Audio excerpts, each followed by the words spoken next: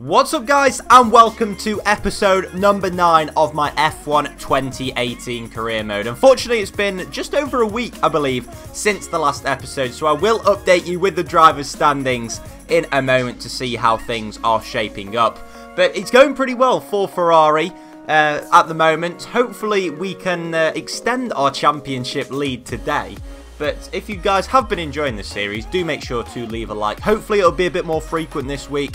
I had such a busy week at work last week, and yeah, just literally had zero time. It's the first time I've logged onto my computer in over a week, so yeah, excuses out of the way, and now without further ado, let's get into proceedings, starting off with that driver's standings. And as you can see, we are ahead of our teammate Sebastian Vettel, but we are quite a long way ahead of that third place man Lewis Hamilton, so it's very much shaping up for a Ferrari showdown. And next up, we're going to get into the contract negotiations. So for the second time this season, we are going to be extending our Ferrari contract, and we've decided to go for a few different things. So we've gone third and third for expected qualifying and race position. We're just going to have to take the L and go for a second driver, because they're never going to take us on as the first driver. But we've also got a few nice little contract perks, and they actually managed to accept that. So that will be active from the Austrian Grand Prix. We'll be getting a lot more bonus points and for the R&D, which will help. And talking of R&D, we've actually got a big upgrade here this weekend. A weight reduction with the monocoque structure. And with it being quite a big upgrade, as you can see, we are now streaking ahead of Mercedes in terms of development, meaning that we should be winning this weekend. But don't tell anyone that, because we will probably mess it up. But yeah, been very stale from Mercedes so far in terms of development, but we really can't complain with that. And without further ado now, let's get in to qualifying. Thank you for joining us once again for today's qualifying session. Sit back, relax, and enjoy what we hope will be a fantastic contest for pole position.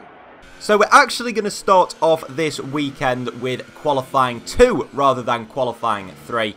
So we've got the final 15 drivers in the session, and actually in Q1 it was raining, so it's just about dried up in time for Q2. But yeah, we put in our first lap, which was only good enough for P5. And then we went round again, improved by 1.6 seconds, showing exactly how much the track was evolving. And sure enough, come the end of the session, that time that we put in was only enough for last position. So we got stuck behind Brendan Hartley in the last couple of corners, but fortunately we'd gained enough time in the other 8 corners to just about make it through into Q3 in P7. So yeah, into the final qualifying session we went, and our first lap once again was only enough for P7.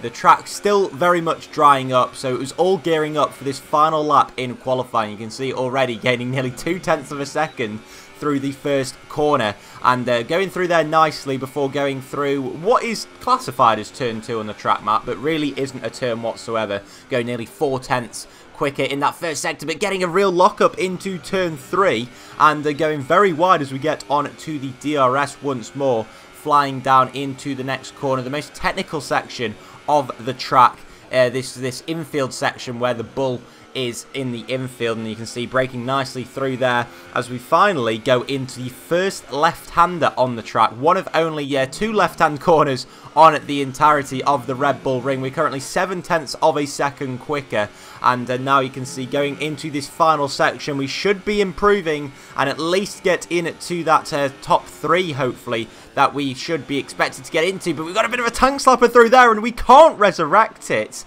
And what a disaster that has been. Oh my lord, our teammate Sebastian Vettel has set the fastest lap of the Grand Prix, and we are just chilling in the gravel. It's not looking good for the race. We just couldn't hook up a lap whatsoever, and we are going to be starting the Austrian Grand Prix from P7. A whole 6 positions behind our teammate, as you will see now. So going through the grid, it's Vettel ahead of Lewis Hamilton by nearly 0.4 of a second, with Valtteri Bottas just behind his teammate. Daniel Ricciardo and Max Verstappen taking advantage of our misfortunes, as was Nico Hülkenberg up in 6th position. So we've got a lot of work to do. The Alfa Romeo drivers there in 11th and 12th put in a good performance. Stoffel, Van Dorn and Fernando Alonso, a pretty nightmare qualifying for the McLaren team. Good day today. Tell us about it from your perspective. First in the championship. How does that feel?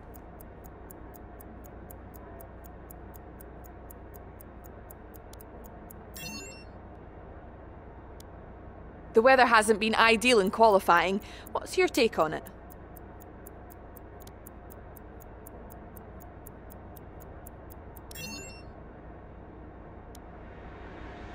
Great! Well, that's everything. Good afternoon and welcome to Spielberg and to a circuit that in one form or another has held every Austrian Grand Prix in the championship except the very first back in 1964. Here we go then, ready for race day at a wet Red Bull ring. Just like qualifying 1, we are on the intermediate tyres and the rain looks as if it's going to stick around for the full duration of this 18-lap Grand Prix. And we have got a lot of work to do. We've got 6 positions to make up on our teammate Sebastian Vettel. But if there are any conditions to do it, it's changeable. And just generally hectic wet conditions. So let's see what we can do from 7th on the grid here at the Austrian Grand Prix. It is lights out and away we go. From P7 on the grid, we can't really see anything as we head towards turn 1. Our teammate looks as if he's just about held the lead from the 2 Mercedes drivers, but we are going to stick behind Nico Hülkenberg. Just can't make up any positions through that first section of track. Trying to go down his inside there on the run towards turns 2 and 3, but while we're going to be able to make a move down the inside of Nico Hülkenberg, Hülkenberg's gone for a move on Verstappen, but we've got the move done on both of them. A double overtake at turn 3 on lap 1.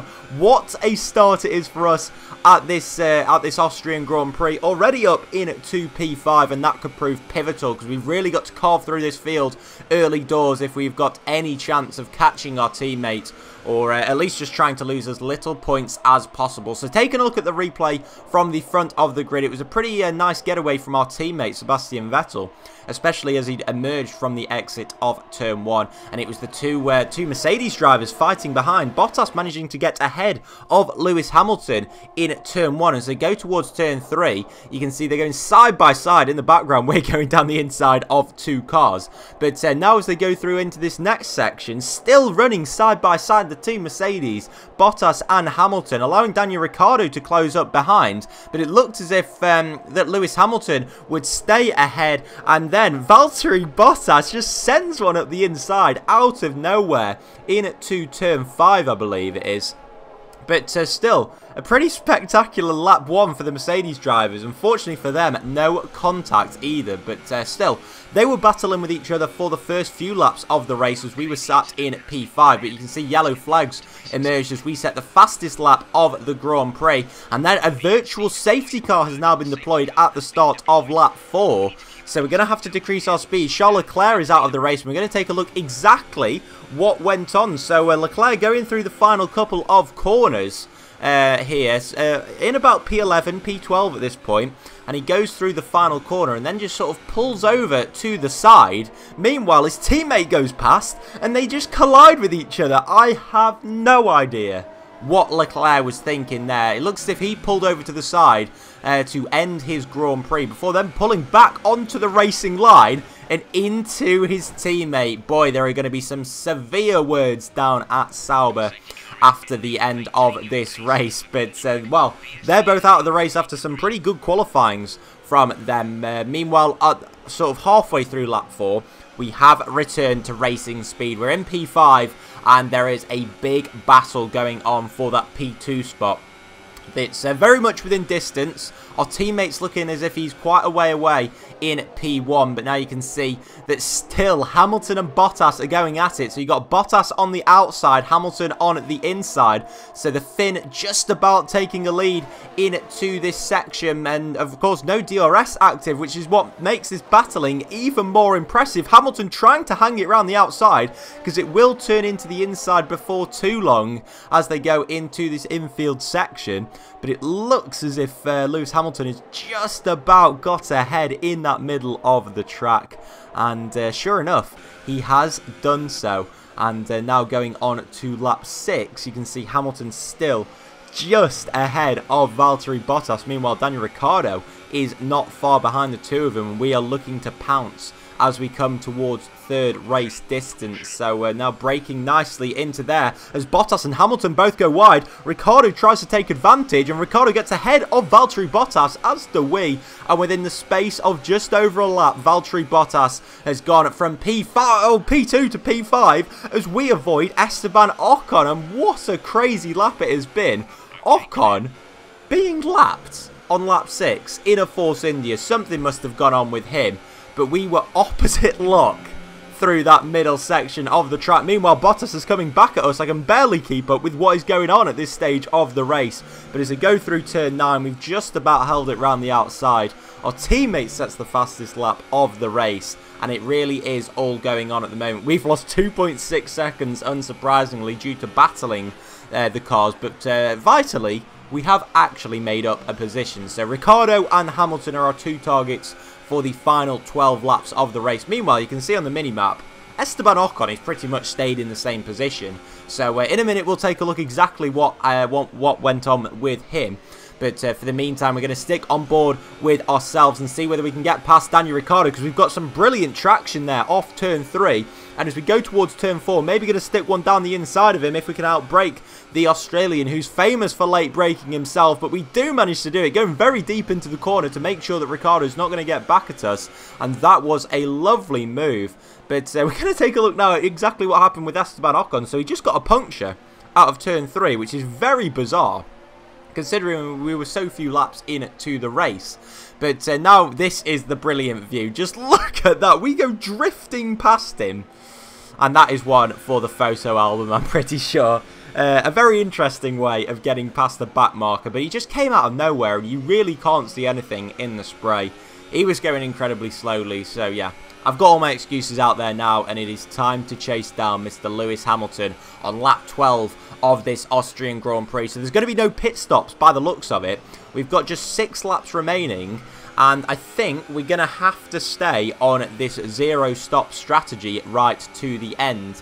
We're sticking to the tail of Hamilton on lap 13, so one lap later you can see we've just sort of detached ourselves from Valtteri Bottas and Daniel Ricciardo, who are a few seconds behind. Meanwhile, we are in the slipstream of Hamilton. The conditions are starting to clear up, so we can maybe be a little bit more daring into turn 3. We do chuck one down the inside, and we've gone side by side with Hamilton, and it looks as if we've actually come out on top. So Hamilton going maybe a bit wide into turn 3. There was a bit of wheel banging, but it was a fair enough move down the inside from ourselves. We got no warnings for it, and we are up into P2 in this race on lap 13, and I think that is pretty much the best we can settle for. But it's not done there, as Hamilton comes back at us into the entry to turn 9, but he overruns it. We get back on the inside of him and are up into P2. So it's interesting that run up to the penultimate corner, we've been passed by Bottas and also Lewis Hamilton. So now on to lap 16. Hamilton's still trying to get past us, this time in Sector 2. But he ends up relinquishing P3 to his teammate Valtteri Bottas. But somehow I don't think they're going to be done there. They're still battling the two Mercedes drivers. They've been at it during the whole race, as Hamilton then tries to go down the inside once again in this middle section of the track. And sure enough, Hamilton does come out on top, and after looking as if he had given up that P3 which he'd worked so hard for, he does manage to get it back off his teammate Valtteri Bottas, with Daniel Ricciardo just sitting waiting in the wings, but he does not have the engine power with that Renault in at the back to get any further up. And sure enough, come lap 18, the pecking order stayed exactly how it was. DRS ironically enabled with just a couple of corners remaining, so that was good for us. And it was also good for our teammate Sebastian Vettel this afternoon. He took victory, a very easy and unchallenged victory, which was a shame. But fortunately for us, we've battled back from P7 where we started to take P2 for this Austrian Grand Prix, and also take the fastest lap in the process. So second place, I don't think we can be too disappointed with that. But as we look at the podium, there was only going to be one winner today, and his name was Sebastian Vettel. So, wow, what a performance it was from him, and he retakes the championship lead, interestingly enough. I mean, we were 40 points behind them at one point, so being 2 points behind as we approach the midway part of the season is not bad at all. Lewis Hamilton, the other man to make up the podium. So, yeah, this is a pretty familiar podium. It's the top 3 in the championship, taking the top 3 positions in chronological order as well on the podium at Austria. So as we get into the full race results, you of course know the top 3, but it was 15.9 seconds that Vettel took victory from ourselves. So a bit disappointing, but of course we did have the pace, especially in that latter part of the race, to show that, you know, if we'd have got up the field earlier on in the race, we may have been able to challenge him. Further down the order, you can see Magnussen, Sainz, Gasly and Grosjean taking the minor points. Brendan Hartley just missing out. And Marcus Ericsson, Charles Leclerc and Nico Hülkenberg, interestingly enough, taking the DNFs in this race. So the Drivers' Championship, sorry, it's only 1 point, in fact, that Vettel is ahead of ourselves.